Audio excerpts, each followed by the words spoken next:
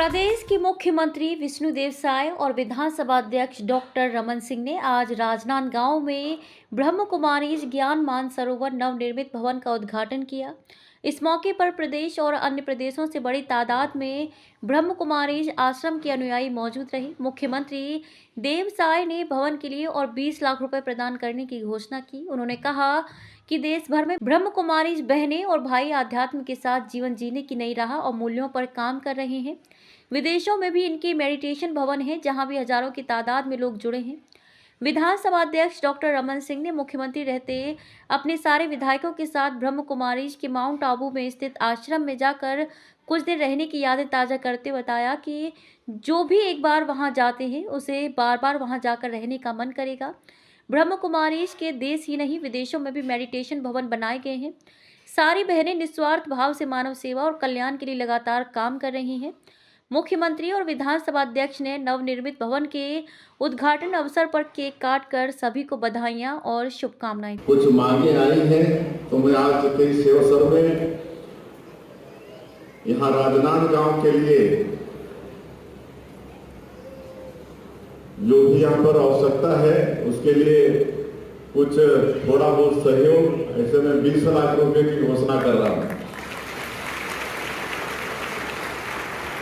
और आज मैं फिर से आगे जो भव्य ज्ञान मानसरोवर भवन का शुभारंभ किए हैं, निश्चित रूप से इससे इस क्षेत्र के लोगों को हर दृष्टिकोण से आध्यात्म के क्षेत्र में निश्चित रूप से लाभ होगा। मैं एक बार फिर से इस अवसर पर आप लोगों का अभिनंदन और आप लोगों को शुभकामनाएं देते हुए अपनी बात समाप्त करता हूँ। जय हिंद, जय छत्तीसगढ़। देना चाहूँगा कि आप सब लोग अपने मेहनत से समाज को संस्कारी बनाने और सेवाभावी बनाने का काम कर रहे हैं। आजकल का समय बहुत भाग दौड़ वाला समय है, ऐसे में लोगों को तनाव होना भी स्वाभाविक है और ये तनाव केवल परेशान नहीं करता है बल्कि शारीरिक मानसिक रूप से भी मनुष्य को कमजोर कर देता है और हर क्षेत्र में मनुष्य कमजोर हो जाता है। वो आत्मविश्वास के साथ परिस्थिति का सामना करने का हिम्मत भी नहीं जुटा पाता है और ऐसे समय में आप सब लोग राजमार्ग राजयोग का ध्यान बताते हैं तो निश्चित रूप से में ये फायदा करता है। और आजकल तो ध्यान को वैज्ञानिक भी मानने लगे हैं और नियमित रूप से ध्यान करने वाले व्यक्ति शांत भी होते हैं, धीर गंभीर भी होते हैं। और मुझे इस बात की खुशी है कि आप लोगों के द्वारा जो मेडिटेशन का कार्यक्रम चलाया जा रहा है वो दुनिया में लोकप्रिय हो रहे हैं। हर शहर में आजकल करीब करीब छोटी छोटी जगहों में भी आप लोगों की संस्थाएं हैं जहां पर निःशुल्क आप लोगों के द्वारा मेडिटेशन सिखाए जा रहे हैं। मैं समझता हूं कि वास्तव में सच्ची मानवता की सेवा है। प्रधानमंत्री श्री नरेंद्र मोदी जी भी संयुक्त राष्ट्र संघ को अंतर्राष्ट्रीय योग दिवस का प्रस्ताव दिया और इस विचार के महत्व को संयुक्त राष्ट्र संघ द्वारा स्वीकारा भी गया। आज पूरी दुनिया में 21 जून को योग दिवस के रूप में मनाया जाता है और इसका ये पूरे विश्व में योग दिवस और योग को स्थापित करने का अगर किसी को श्रेय जाता है तो हमारे देश के यशस्वी प्रधानमंत्री जी को जाता है।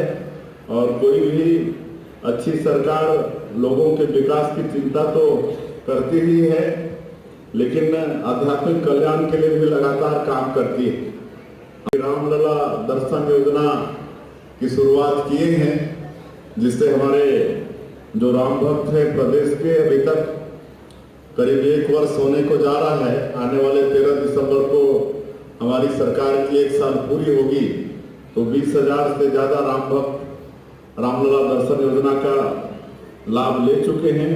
उसी तरह से जो प्रदेश में 5 शक्तिपीठ हैं उनको भी हम लोग जोड़ने का काम करने वाले हैं, वहाँ भी तीर्थ यात्रा की शुरुआत करने वाले हैं। इस तरह से यहाँ पर आध्यात्म के क्षेत्र में सरकार के द्वारा प्रयास हो रहे हैं।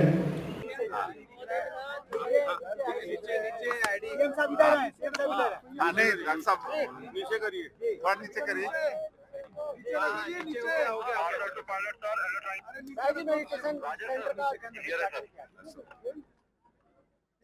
आज ब्रह्म कुमारी अंतर्राष्ट्रीय संस्था के द्वारा एक मेडिटेशन हॉल के साथ साथ एक राजनांदगांव के सबसे बड़ा एक हॉल का भी लोकार्पण किया। और ये संस्था पूरे देश में, दुनिया में 148 देशों में काम कर रही है। 10,000 इनके अलग अलग केंद्र हैं और लाखों स्वयंसेवक हैं। संयुक्त राष्ट्र संघ के साथ मिलकर इनका अभियान चलता रहता है। शांति का पुरस्कार मिल चुका है।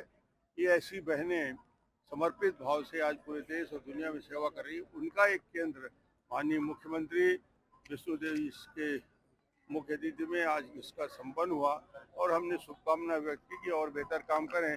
एक और आयोजन है राजनांदगांव में, वहाँ भी आपसे मुलाकात होगी। धन्यवाद। चलिए वहाँ फिर होगी ना, मिलेंगे।